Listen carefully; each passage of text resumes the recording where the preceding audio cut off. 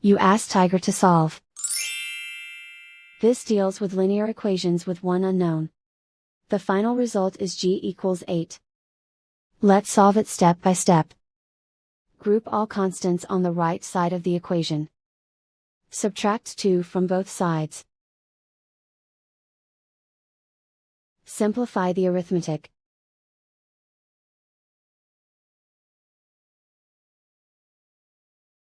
Isolate the g. Multiply both sides by inverse fraction 8/3. Group like terms. Multiply the coefficients. Simplify the fraction.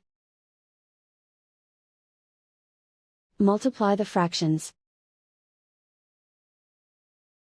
Simplify the arithmetic. And so the final result is g equals 8.